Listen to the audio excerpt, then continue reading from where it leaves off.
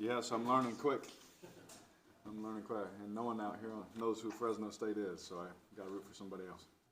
Has it been like ever since you saw a guy like with a tight end skull cap throwing passes next to you playing quarterback?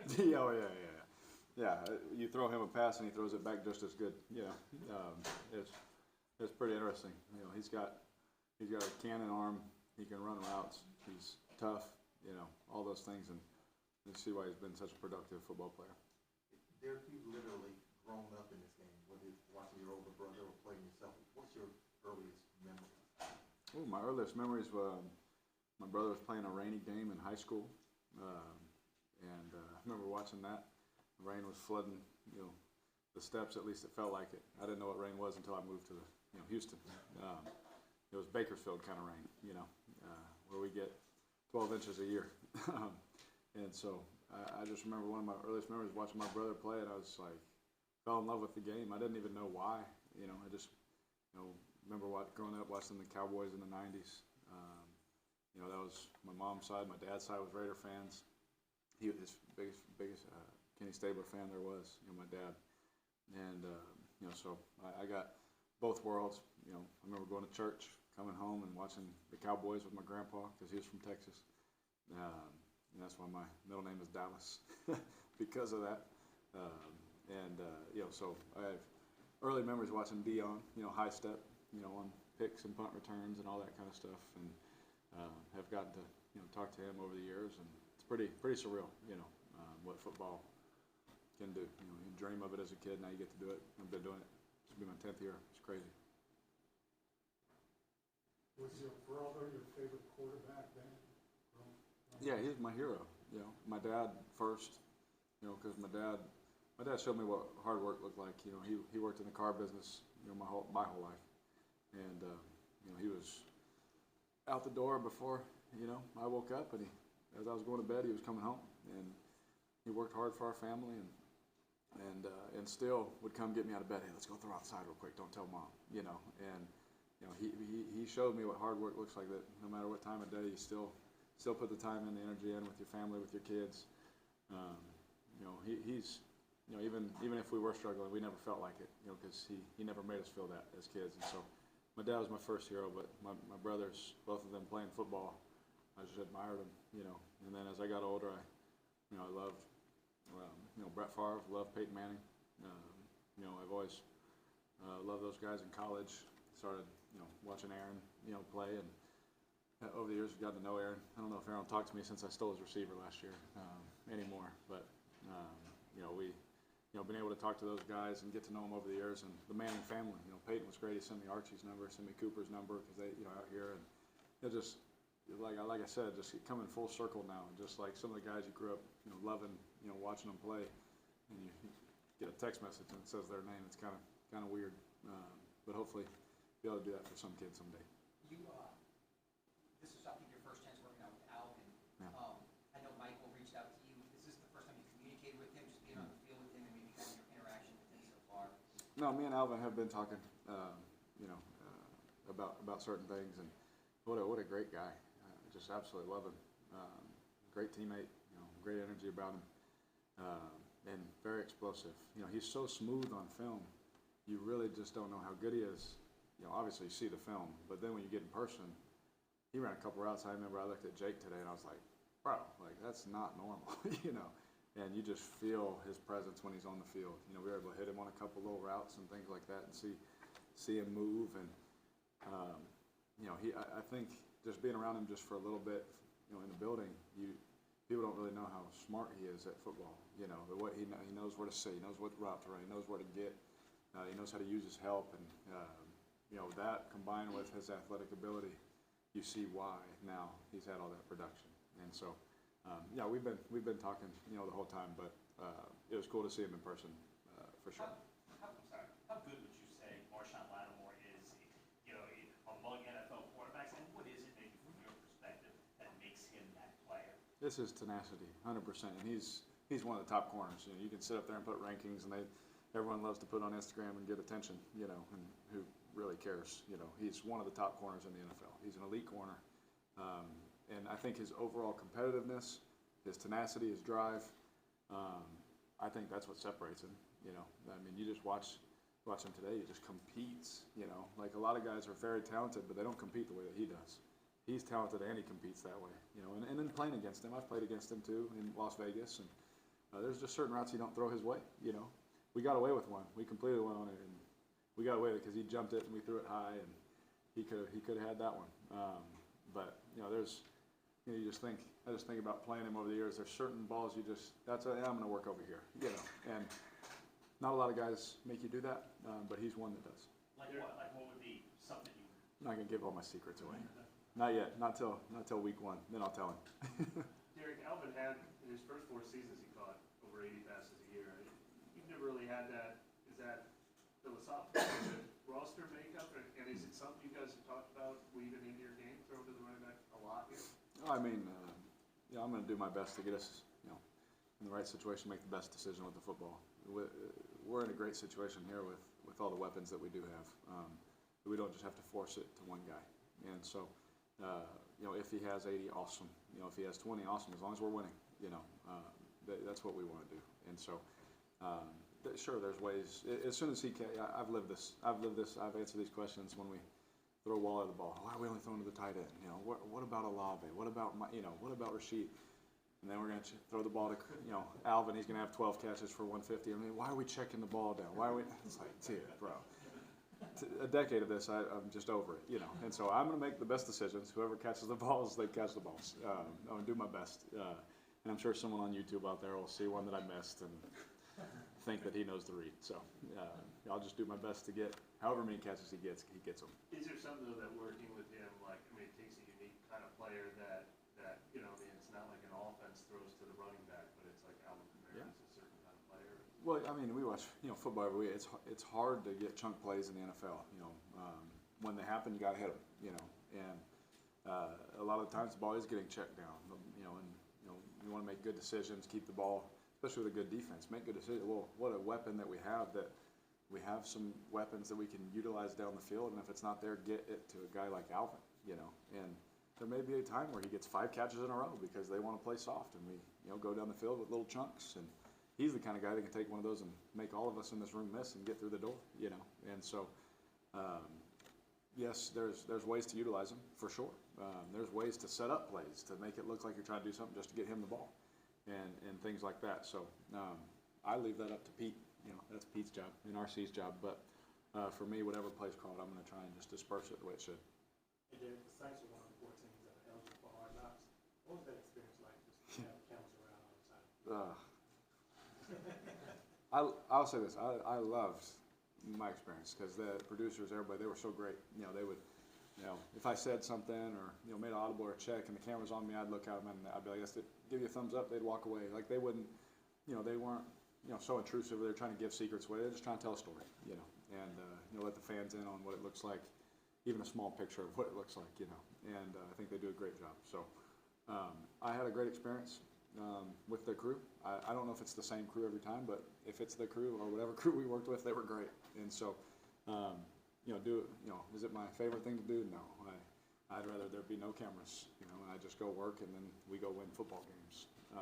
That's just my personality and what I've kind of grown into. But if we have to, make the most of it. Derek, you were working on the side of Michael Thomas on Bachelor, where you said 32-year-old Mike. Can you give some context to that? Oh yeah, because I'm pretty sure they don't want me making him run too much right now, and so I was trying to take the blame on my age, even though I don't feel 32, I feel 22. I was trying to put the blame on me on why I couldn't throw him any more passes. But Mike, I'm 32, I can't throw that many passes. So, but as you saw, we threw them anyway. So. How does that connection been going with him? And just to see what Mike Thomas can do, a lot of other receivers can't do. How has it been working off the side with him individually? Oh, it's unbelievable. I mean, the first thing that you see is right when he walks in the room, you're like, he plays wide receiver, sweet, looks like a linebacker. And you shake his hand, and his hands are massive. He's got strong hands, and you see why he's caught all those contested passes and over his career. And so, I think we all know the thing that separates him is his mentality. He's talking about injuries. He's talking about he's been through a lot. Mike's been through a lot. On the personal end of just trying to deal with a lot of getting back on the same track and, trying to get back to, playing the full season, all that kind of stuff. And everyone's asking these questions. And there's no denying when he stood up here, his mindset is awesome. He's dealt with a lot, and he still has that same killer instinct. And I think that that's the thing that separates him. Because, like I said, him and Marshawn. I think that those are two guys that their mindsets are just different than most guys. There's a lot of talented people, but they have the right mindsets, and it's cool to see. Do you feel pretty comfortable in terms of where you're at learning the system right now? Yeah. I feel comfortable. I never want to say I got it. Even years down the road when you ask me, I never want to feel like, oh, I got it. You never want to feel that way. You always want to push the boundaries and push the limits. And so we've been pushing the boundary and pushing the limits. You get a few things that you feel confident about, and you keep moving. And so, do I feel like we could play a game? Yeah, we could go out there and we could play a game. But there's still so much detail and so much work to be done that I'm going to say that in week 16, you guys are going to be annoyed at me. But there's still work to go.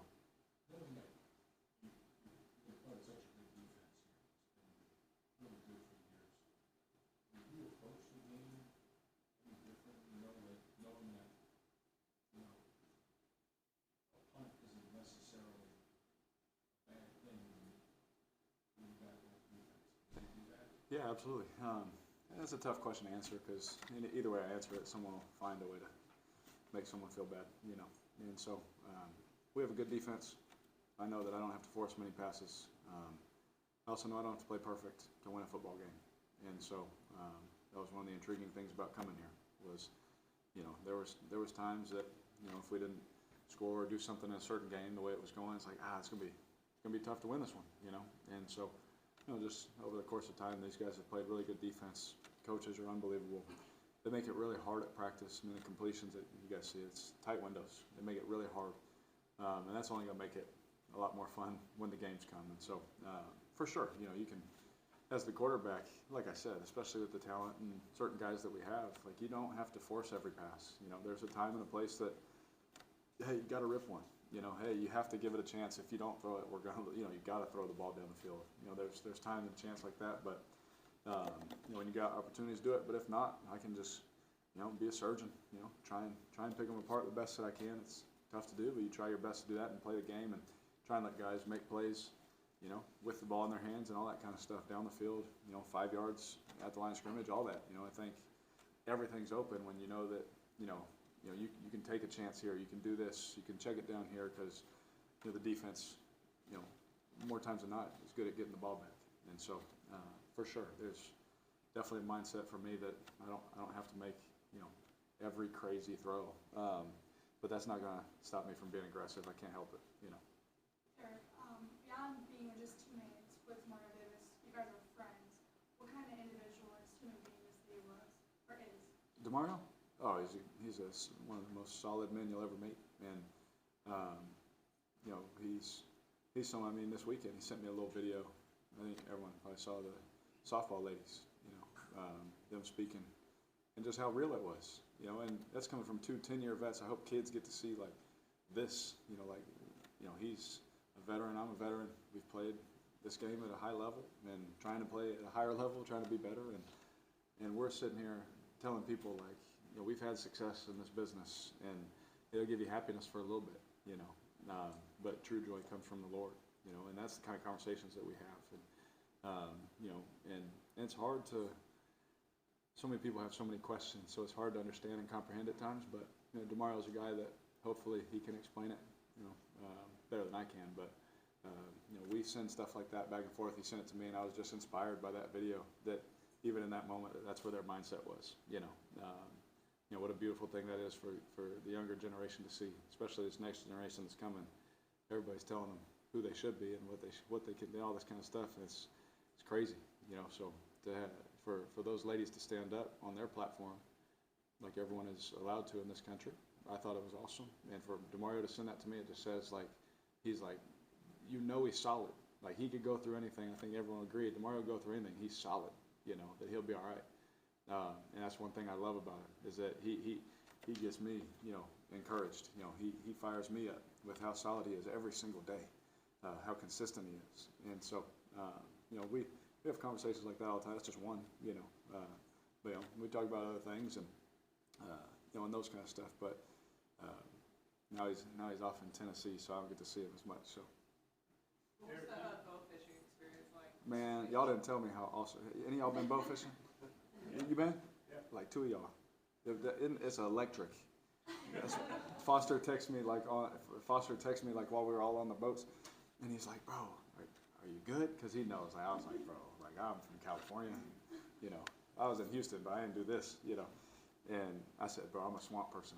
Like I said, this is awesome, And because like to me, it's like quarterback. You got to see it moving. You got to hit the target. And I saw that big alligator gar. Oh man, that was. Now it freaked me out when they threw it on the boat. He started hitting it in the head with a hammer. But I was like, "Bro, what are you doing?" But it was a lot of fun. I'm not gonna lie, that was a lot of fun. This is the time of year when teams start coming together, along with camp. We start bonding a little bit. You seem very conscious of your role in that as the quarterback. How important is that for you to kind of foster that? Yeah, I'm just trying to be better, for a better teammate every year. There's things last year, and while learning a new system and, trying to go through certain situations and philosophies and all this kind of stuff where I don't think that they got the best version of me because there was so much going on. And I didn't really sit it down and just make it football again, And football is the ultimate team game. And it's about your teammates. It's about loving one another. It's about having each other's back and making sure that there's a certain level of respect between each other, that I got your back and I know that you have mine. And so while learning the offense and while doing all of these things, I'm trying to make it a point to, reach out and get to know these guys, and ask them questions, make sure I'm communicating with everybody, making sure that they know that no matter what section of the, sideline that they're on while the offense is out there, or if you're in the huddle, whatever part of the huddle you're in, wherever you're at, whatever position, that you know something about me and I know something about you, and you can go, if you want to go fast, you go alone, but if you want to go far, you got to go together. I've always believed that, and so I'm trying my best to just unify, and that's with the coaching staff. It's not us versus them. Like we all have to be together, and I've learned that over my years. The most success that I've had in this game is when everyone's on the same page, pushing in the same direction. It's not them versus us versus them. It's us against everybody else, and we're all going the same way. And so I've just gotten back to really what I believe in, just as a football player in general, regardless of quarterback.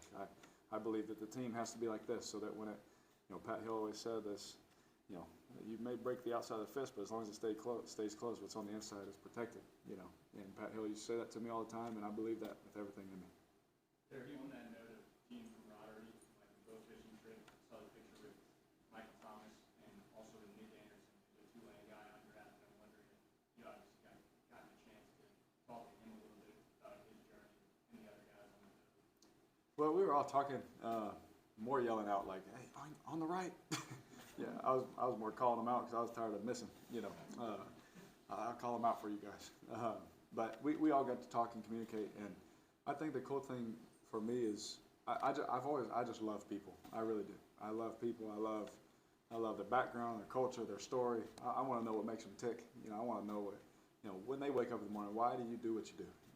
Are you just someone that goes through the motion? I want to be someone to encourage you. If you're someone that's really fired up, then I want to be someone to do life with you. If you're someone that gets down, I want to be someone that does life. I'll get down in the mud with you and pull you up.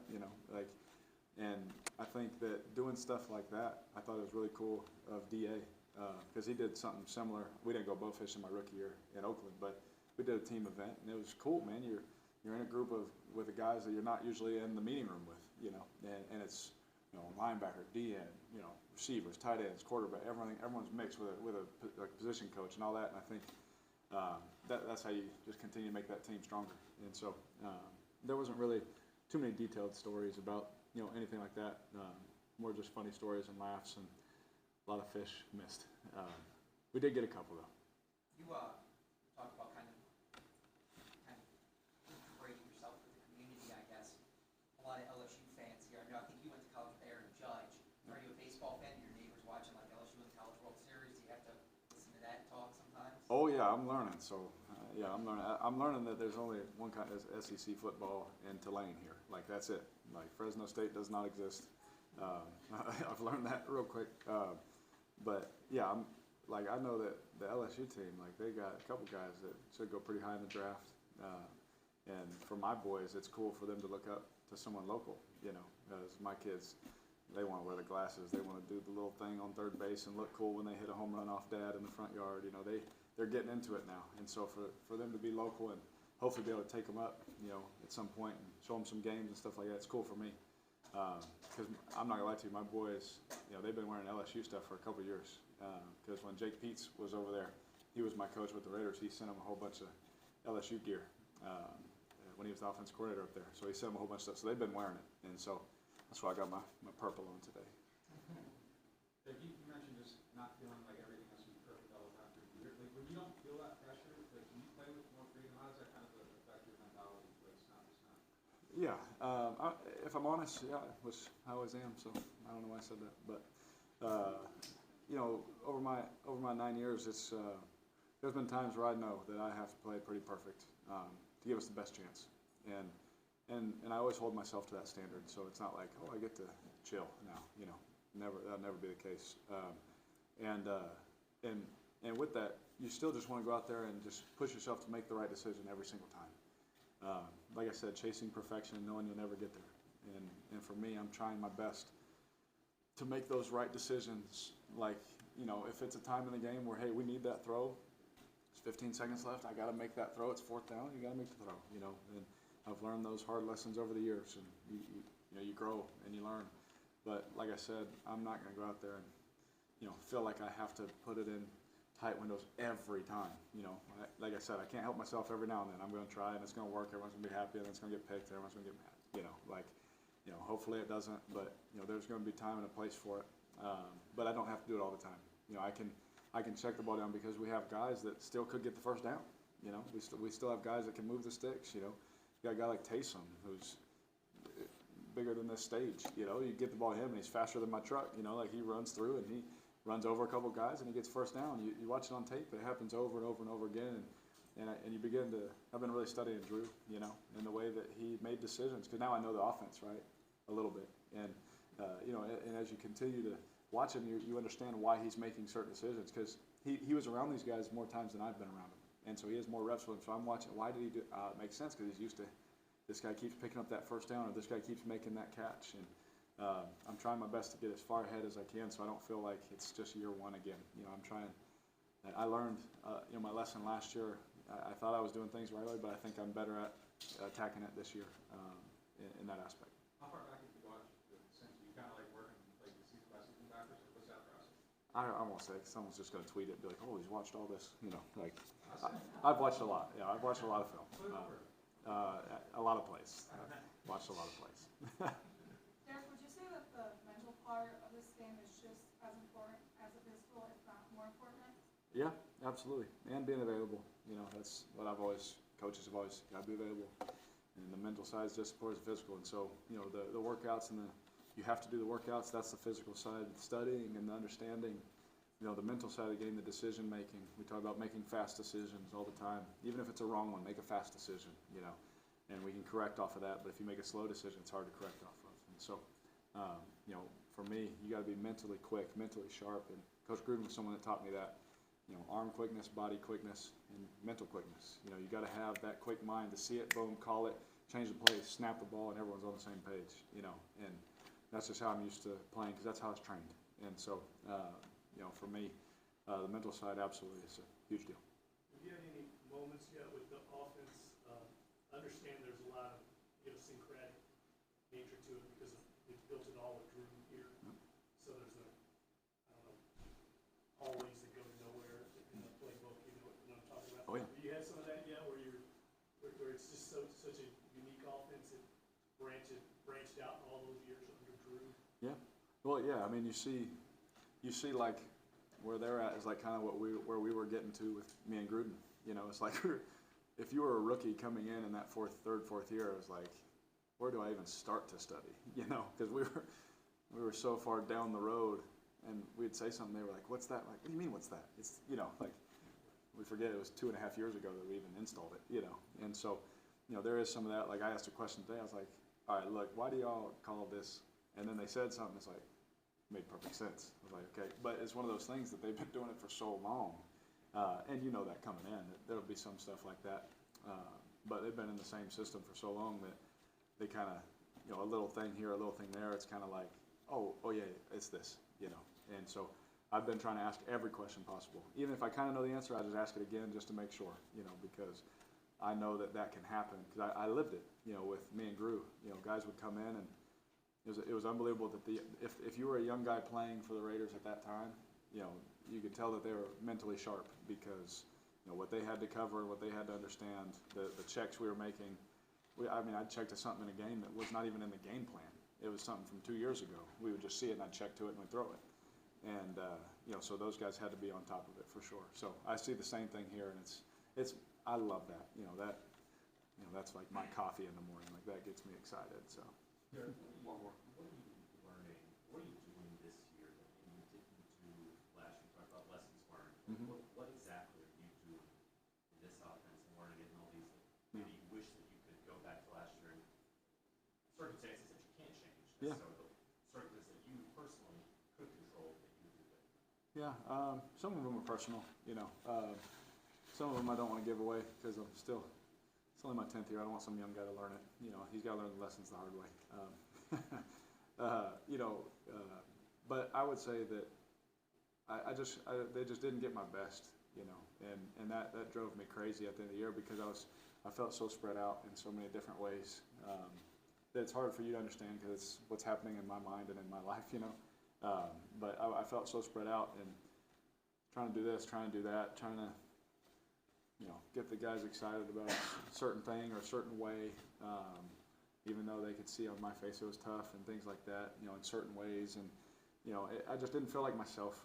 And I feel bad to, you know, the coaches and the players, because they didn't get my best. And I tried. It wasn't like I wasn't trying to give it, but you sit back, you write it out, and you learn. You're like, oh, wow, man, I got to do this, and this. Get back to making it simple and about team and about football, you know. And, you know, for me, I think I've tried my best to get back to that. Hopefully it leads to some success. Could be a great lesson for me to learn, to help some guys down the road when they go through a coaching change or go through a shift in whatever they're doing. I think it'd be a great lesson for me to teach guys. Just some of the things I've learned over the last 12 months. But most of them are like personal kind of, I don't want someone will say something about somebody, I'll just skip all that, you know. It's just certain things I learned that I could do better, so I could be at my best for this team. Awesome. Thank you.